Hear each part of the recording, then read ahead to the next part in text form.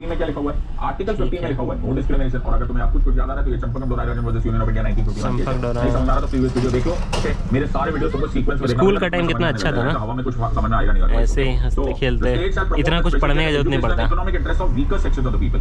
Okay, अब मेरे पास लिखा हुआ नहीं है यहाँ पर। Okay, and in particular of scheduled caste and scheduled tribes. तो हमने particularly scheduled caste and scheduled tribes के लिए ये वर्ड यूज किया, इन particular, and shall protect them from social injustice and other forms of exploitation. तो यहाँ सिर्फ reservation की बात नहीं हो रही माय फ्रेंड्स, सिर्फ जॉब्स की बात नहीं हो रही, सिर्फ एजुकेशनल इंस्टीट्यूशंस की बात नहीं हो रही। यहाँ पर आप हर तरह से scheduled caste, scheduled tribes and other weaker sections को बचाओगे। Because of Champakam Dorai Rajan case, जहाँ पर आर्टिकल 15 के साथ कॉन्फ्लिक्ट हुआ था, अगर तुम्हें थोड़ा बहुत याद आ रहा है, तो नेहरू गवर्नमेंट को फर्स्ट कॉन्स्टिट्यूशनल अमेंडमेंट रिजर्वेशन को चैलेंज किया गया था। सब वीडियो में बनाया हुआ है, नहीं है तो प्लीज जाकर देख लो। Don't waste your time trying to left right and centre on this part. Okay, now the point here is Champakam Dorai Rajan के केस के बाद नेहरू गवर्नमेंट को उस टाइम पे फर्स्ट कॉन्स्टिट्यूशनल अमेंडमेंट एक्ट पास करना पड़ गया। जब पास करना पड़ा तो हम लोगों ने आर्टिकल 15 सब क्लॉज 4 बनाया और आर्टिकल 15 तब जाकर रिजर्वेशन दिया गया था।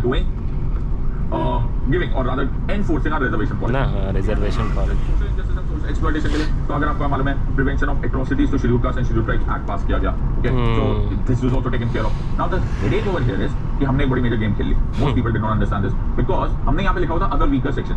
What most people did not understand कि वीकर सेक्शन होता क्या है। वीकर सेक्शन तो बहुत कुछ भी हो सकता है। Weaker section can be rich और poor also, weaker section can be physically strong, physically weak also, but no, we gave, अगर तुम इसका मेरे इस टाइम पे नहीं है, अगर यू रीड आर्टिकल 15 तो अगर तुम वहां पे जाकर देखोगे 15 सब क्लॉज 4 जो इसकी वजह से बना, वहां पे वर्ड यूज किया, we will provide, the state is empowered to social backwardness ना, scheduled caste, scheduled tribes and backward classes, backward classes. तो हमने वीकर सेक्शन को कैसे डिफाइन किया? On the basis of backward classes, individually backward classes. Okay, बहुत important point है ये समझने के लिए। जब अगर तुम्हें ये बात समझ में आ जाएगी कि हमने वीकर सेक्शन वाले इस पार्ट को आर्टिकल 15 में लिखा एज बैकवर्ड क्लासेस।